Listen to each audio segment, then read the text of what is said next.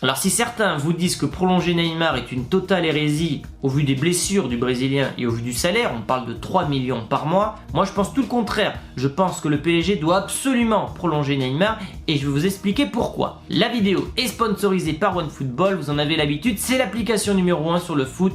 Actu, mercato, résultats de match, statistiques, l'application est gratuite, le lien en description. Alors si Neymar a entretenu le mystère sur son avenir pendant de nombreux mois dans le club parisien, justement pour un possible comeback du côté du Barça, aujourd'hui il le clame haut et fort, il aime le PSG, on le voit embrasser le cusson sur le terrain, on le voit sur les réseaux sociaux dire j'aime Paris, bref Neymar n'a jamais été aussi impliqué dans le projet parisien, le Brésilien veut tout simplement rester dans le club de la capitale. Alors la question est toute simple, est-ce que le PSG a intérêt, au vu des finances, au vu de la crise économique, au vu des blessures, beaucoup justement d'arguments qui vont contre la prolongation du Brésilien, est-ce que Leonardo doit prolonger Neymar? Et j'ai beaucoup d'arguments que j'ai notés sur ce petit calepin pour ne rien oublier. Neymar, il y a déjà le côté marketing. Neymar, c'est une image à l'international, c'est une image qui fait que tous les projecteurs vont être braqués sur ton club, ça va faire grandir ton club en termes de popularité à travers le monde, à travers les réseaux sociaux, et tu as seulement 2 joueurs à part Neymar qui peuvent t'amener une telle image dans ton club, c'est Ronaldo et Messi. Pour l'instant, tu ne peux pas les faire venir, mais tu tiens entre guillemets le 3e meilleur joueur du monde, qui est en plus jeune que les 2 autres. C'est un joueur qui va te faire vendre des maillots, c'est un joueur qui va te faire venir des sponsors, on peut penser à Jordan, bref, c'est un joueur qui va d'une certaine façon faire grandir ton club. Alors vous allez me dire, le marketing c'est bien beau, mais ce qu'on veut ce sont des résultats. Qu'est-ce qu'il faut retenir pour l'instant du passage de Neymar au PSG?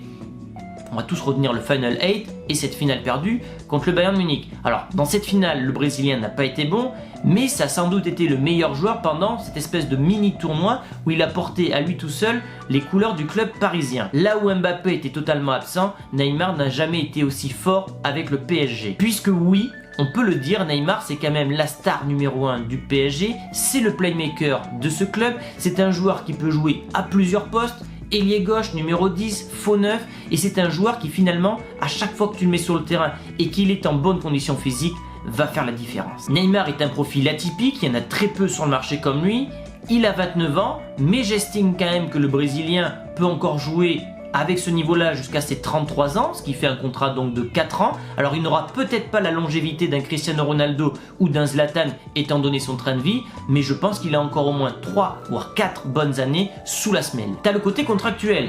Il arrive à 18 mois de la fin de son contrat, donc Paris va devoir prendre une décision, soit on le vend, soit on le prolonge. Tu ne peux pas laisser partir gratuitement un joueur de cette ampleur. Le vendre, oui, mais à combien? Il est estimé aujourd'hui à 128 millions d'euros, alors que le PSG l'a acheté 222, donc déjà sur la vente, Paris perdrait quasiment 100 millions d'euros, sans compter les salaires qu'ils lui ont versés. Mais en plus de ça, qui pour acheter Neymar?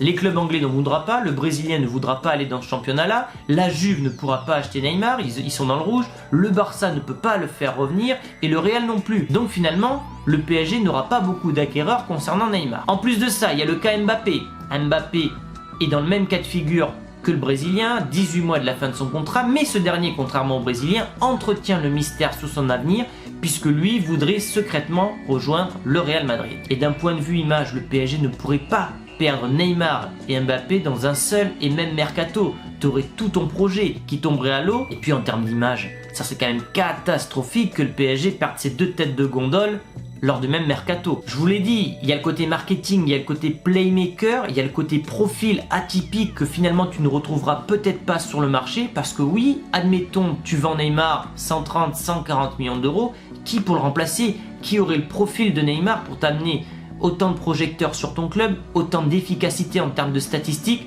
Je n'en trouve pas aujourd'hui. Et puis dernier argument de poids, Neymar c'est quand même la porte d'entrée pour l'avenue de Messi. On sait qu'Mbappé a de grandes chances de partir du côté du Real, et comme je vous l'ai dit, Paris aime le clinquant, aime ce qui brille, et pourrait donc réunir à nouveau 2 des 3 meilleurs joueurs du monde dans le même club, associer à nouveau Messi et Neymar dans le même club. Alors bien sûr, Messi est vieux, il a 33, il tire vers ses 34 ans, mais il a encore un niveau monstrueux, on l'a encore vu cette saison. Ils sont amis, ils veulent jouer ensemble, un départ de Neymar au Barça est absolument impensable vu les finances du club catalan. Donc finalement, si ces 2 joueurs veulent un jour rejouer ensemble, c'est en faisant venir Messi à Paris, en remplaçant Mbappé. Donc tu regardes effectivement ce que te coûte Neymar en salaire, en blessure, ça te coûte cher.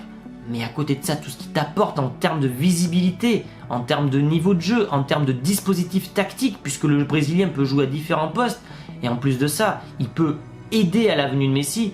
Pour moi, c'est clair, il a que 29 ans, le PSG doit absolument prolonger Neymar, doit avoir une tête de gondole, Mbappé veut partir, alors le PSG doit garder le Brésilien. Donc je vous ai dit pourquoi le PSG devait absolument signer, prolonger Neymar. Maintenant on va se mettre dans l'autre camp, dans le camp du Brésilien, pourquoi ce dernier doit rester au PSG.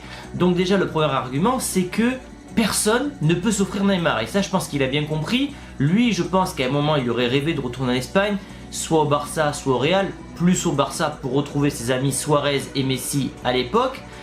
Il ne veut pas aller en Angleterre, il sait que c'est un championnat où il sera constamment blessé, c'est trop brutal pour son jeu, pour son physique. En Italie et en Allemagne, finalement, t'as aucun club qui peut se payer ni le transfert ni le salaire.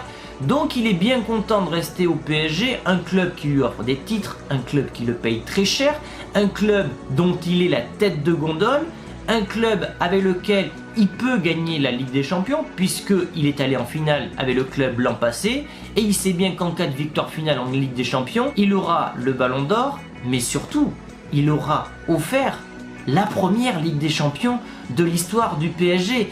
Et finalement, est-ce qu'il vaut mieux offrir une 6e Ligue des Champions au Barça, une 14e Ligue des Champions au Real ou offrir la première Ligue des Champions au PSG? Si tu veux laisser ta trace dans le football, je pense que vous avez tous compris, le meilleur choix, c'est de rester au PSG et de tout faire pour remporter au moins une Ligue des Champions dans son passage. Il s'offrirait 4 ans de plus pour réussir ce challenge hyper excitant. Voilà, si tu offres ta première Ligue des Champions au PSG, tu es dans la légende à tout jamais. Et enfin, le dernier argument concernant Neymar, c'est que tu joues au PSG et que le PSG domine la Ligue 1 depuis des années, ce qui te permet donc à un certain moment peut-être de te reposer au vu d'échéances très importantes, la Ligue des Champions, mais aussi et surtout les compétitions avec le Brésil, que ce soit la Copa América ou le mondial. Alors que si tu joues dans un championnat très disputé et que tu dois jouer absolument toutes les rencontres pour gagner un titre, tu peux aller à la blessure et louper des compétitions telles que la Coupe du Monde ou la Copa América.